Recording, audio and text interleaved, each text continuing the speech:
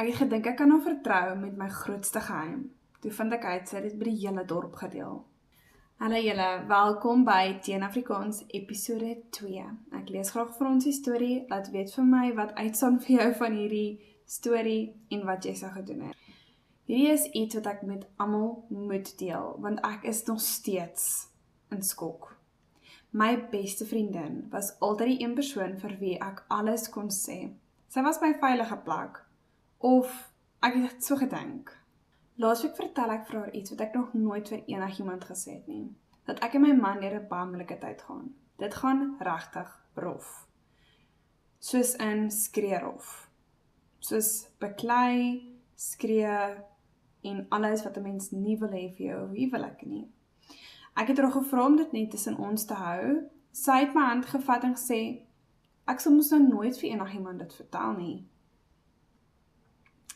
3 dae later stap ek by die Spar in en die meisie by die til kyk my so aan. Dit lyk of sy my jammer kry. Toe sê sy, sterk te hoor, ek het gehoor dinge is maar moeilik by die huis. My maag het gedraai. En die oomblik vra ek vir, waar het jy dit gehoor? Wat bedoel jy? Toe sê sy vir my, sy en my vriendin het gister gaan koffie drink. Ek voel sommer hoe warm ek word. Ek ry huis toe, klop aan my vriendin se deur op pad huis toe en vra vir haar direk, hoekom het jy dit vertel? Sy het my aangekyk met 'n groot oë. Ek het maar net vir jou probeer ondersteuning kry en ek moes met iemand daaroor gepraat het. En ek wou gehad het iemand moet vir jou bid.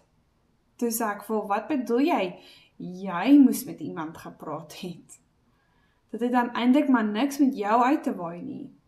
Ek kon nie glo wat ek hoor nie. My privaatste pyn het 'n dorpsgesprek geword. Ek het net gesê, as jy my wil help, moes jy my vra, nie my geheim gaan verklap nie. Toe begin sy huil, toe huil ek ook. Maar iets het in my gebreek. Nou sit ek hier en ek weet nie of ek haar ooit weer kan vertrou nie. So wat moet 'n mens nou doen? Gaan my vriendskap dit herstel? Ek weet nie wat is volgende nie. Ek dink dis een van die ergste maniere wat 'n vriendskap kan seker is om daai vertroue te verbreek. Ek kan obviously nou nie vir jou sê of julle vriendskap gaan herstel of nie. Dit hang af van julle jare se vriendskap, waardeur julle al gegaan het.